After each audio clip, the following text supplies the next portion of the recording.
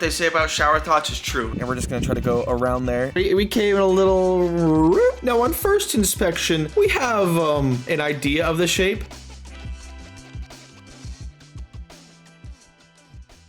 Howdy folks, Makia here, fresh from the shower, and what they say about shower thoughts is true. I just had an idea kind of come to me in the shower, and I want to try it today.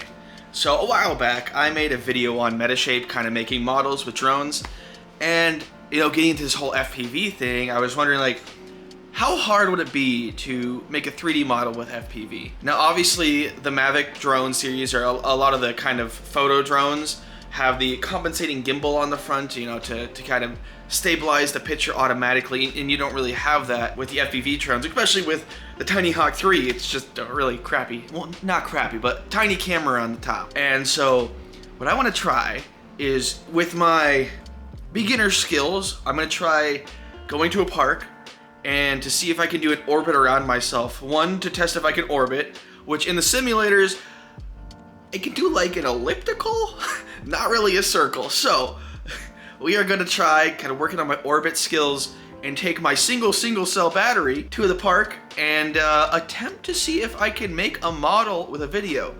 Now, how Metashape works is if you upload a video, it kind of slices it into a bunch of pictures and matches similar kind of points on the pictures to each other. Now, I could see this working a lot better with a GoPro on the top because, you know, the picture's a lot clearer. And then there's also the text, because when you record with the headset with the TinyHawk, the text is there. So I'm wondering if that's gonna also mess up kind of the model, but we're gonna go see real quick. I'm gonna make sure my stuff is charged, put an SD card in that headset, and I'll see you guys at the park. Let's do it. How's it going, folks? We're out here in at Moncrief Park in Starkville, and I brought both my Mini 3 Pro and my TinyHawk. So I got this little fireplace. I'm gonna turn you around.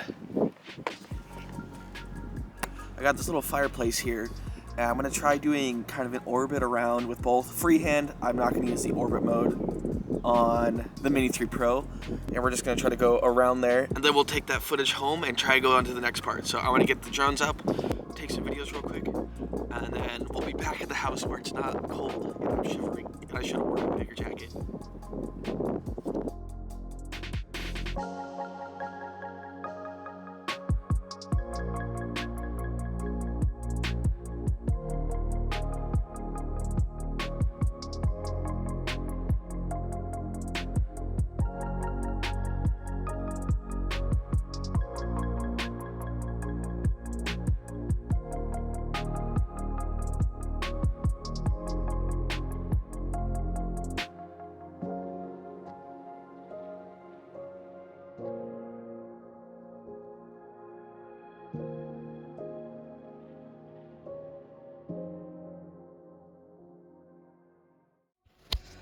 Oh doggy, well, that didn't quite go as I planned. One thing, it was colder than I thought it was. You know, it says 30 degrees out, and then I remember humidity is a thing, so it feels a lot colder than 30 degrees in like South Dakota would feel. But I was able to go out there, fly a couple laps around that little fireplace I showed you. First I did it with a Mini, and it went around pretty easily. I did it freehand. My fingers were shaking, and the wind was a bit cold on my ears and everything, but did it decently well with the Mini. With the TinyHawk, it was definitely a struggle. There was a slight breeze, and even a slight breeze on, I believe it was angle mode. So because I was looking it up earlier, angle mode, like you don't flip. Horizontal, you can flip. Air is basically acro mode in like the simulators. So I was trying to get up to the fireplace first with the TinyHawk in angled mode, and it was struggling so hard on the wind that I set it on there, tried flying around it a couple times. It was okay. Of course, low battery was almost instant, probably because it's cold and it's fighting against the wind a little bit, trying to keep itself level. And then I put the TinyHawk into air or acro, and then I actually found that was a lot easier to kind of fly even with the slight breeze, because I guess maybe it wasn't compensating for that breeze keeping it level. So maybe moving forward, I should just try to fly purely on air mode and get good at that, but we'll see. I'm gonna warm up, go home and see how this footage looks. So I'll see you guys when I'm warmer and back at the house. All right, folks, we're back inside. It's a lot warmer here. And I just cropped the video length to kind of what's close to a full orbit. Like I've said before, what Metashape does is it basically cuts the video into a bunch of pictures and then finds similarities between those pictures and then creates kind of a point cloud based off of what it can find. So I'm just going to show you both. First, I'll show you the Mini 3 Pro. And now it was a little bright for my ND filter. I was cold and didn't want to reshoot it. But I think this one's pretty smooth, especially for freehanding it. I didn't do like this. You know how on the DG8 you can kind of draw a box over and do that? I didn't do that for this. This was all freehand.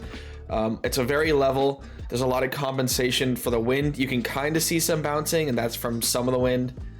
But yeah, what I was trying to do here is I was originally going to do a scan of myself, but to get a good scan, you really want the object to be still. And of course, I'm wiggling all over the place, and it can be hard to take a still image slowly, especially when you're controlling a camera of yourself. So with this, we're going to go ahead and put this into Metashape, but let me show you the TinyHawk video I took as well. So as I said, this was my final flight. You could see I'm kind of racing against time here. I was really struggling against the wind on angled mode and even horizon mode, so I threw it in the air mode. I was already low battery, and I said, all right, full send. I flew it around it a few times, and this was the best shot I had.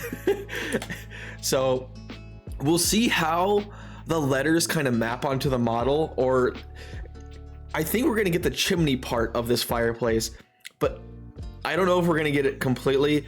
I did a little bit of color changing, a little bit of softening inside the video editing software I have, DaVinci, to try to get a little clearer picture, because when it's sharper, you really see you can already see kind of the pixelated boxes. We're gonna go ahead and put these two videos into Metashape. First, I'm going to do the Mini 3, and then we're going to go into the TinyHawk. So let's get into that. All right, so we got our video here all kind of inputted into Metashape. So last time I did Metashape was a while ago. I think that was actually the first video, the big video I did on my channel. So I got this all set up. We got the export folder. We got the video imported. You got to go like right click and then chunk import video. Frame step for this mini one, I'm going to just go medium.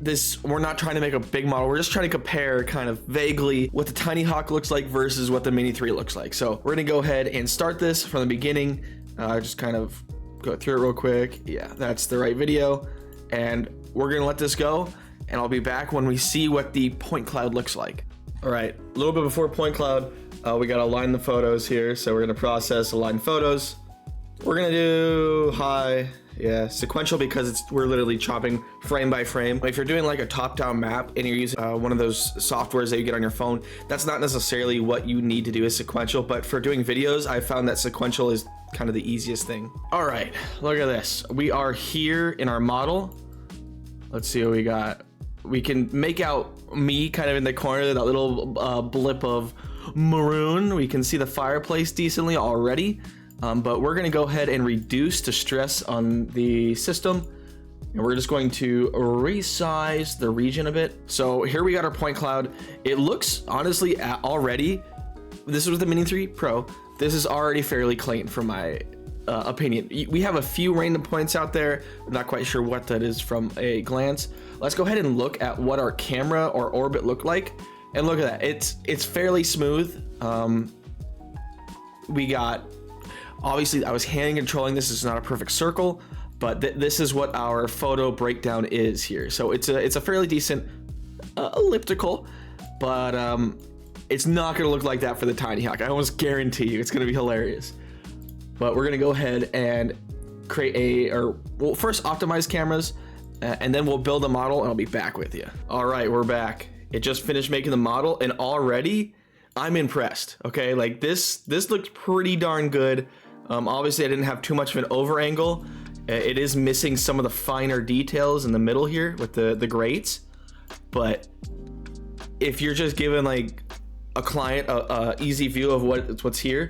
Now, of course, there's the finishing thing with creating the textures, which this will give us a lot more information based off of all the pictures taken and rotated around. So we'll go ahead and do this real quick. All right, folks, would you look at this? You know, so let me just remind you of what we were working with here. So keep in mind, so this is a model generated from this video right here. I'd say that's pretty decent results. Especially, I was cold, I was shaking my hands, there's little bumpiness from the wind. Obviously, we're missing some of the finer details, such as the grate here, but it got the crack. It got a lot of the details from the lichen or whatever the moss is that grows on stone.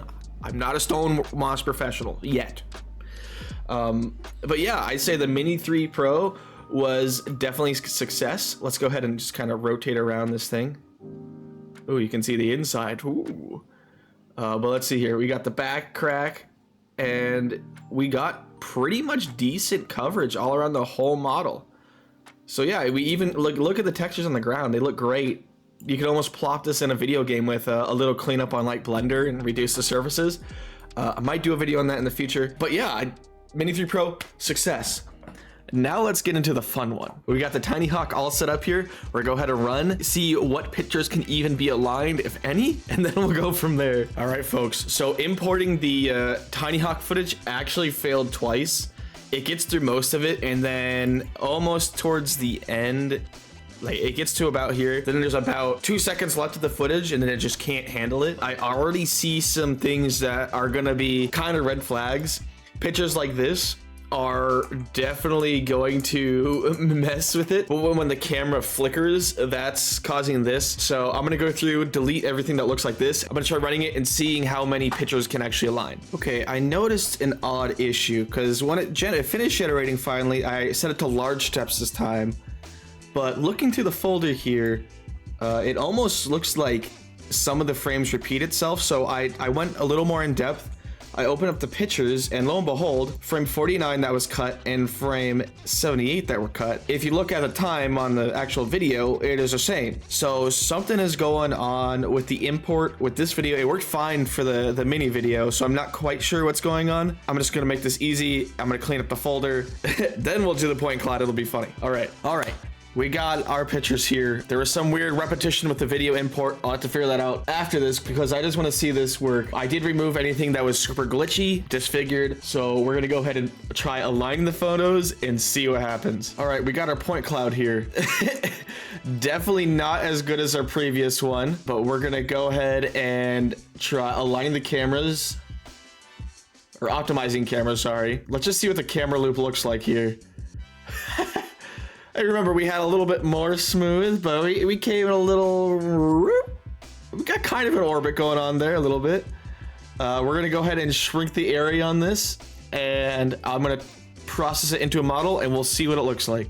Now on first inspection, we have some stuff underground, an idea of the shape. I'm gonna try rerunning the point cloud because it looks like not everything got aligned or identified. So give me another try, but I'm guessing that this is what we're looking at here with our first FPV experience. All right, okay. So here's our second round. So instead of doing sequential, I did estimated just because things are a lot more hectic with this drone, so it's not as clear sequentially. Honestly,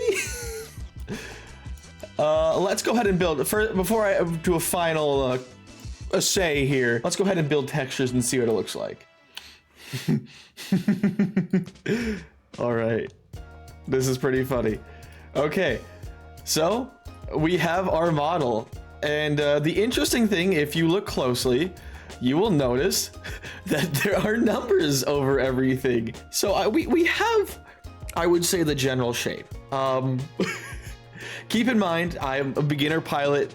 I'm not good at orbiting. I'm using a very beginner drone with not a camera used specifically for this. Possibly a GoPro would be a lot better, and if my skills were a lot better. Keep in mind, this was made from this video, so obviously we have a bunch of numbers and text on the screen. We have the props in the video. There's screen flickering, and the quality is a lot lower, especially compared to the Mini. But honestly, for a beginner like myself doing FPV, I'd say that's pretty good for a first attempt. We have the general outline. we can see some of the texture. You can kind of see the start of the crack here, but let's go ahead and compare this and the Mini 3 Pro side by side. So obviously side by side, there's no real contest. Obviously the Mini 3 Pro did outstanding when compared to the TinyHawk 3 for creating a model. Now, this is something I want to kind of pursue in the future, especially when I get better at flying and get better drones, is try doing some more of these Metashape models with them. I think it's a really cool field, and I could think of some possibilities, but I need to get better first before I can pursue them. But anyways, if you guys enjoyed this video, enjoy the shenanigans of making the models, I would really appreciate you dropping a like, comment, or subscribing. And yeah, I'll see you next time and hope you guys enjoy. Peace.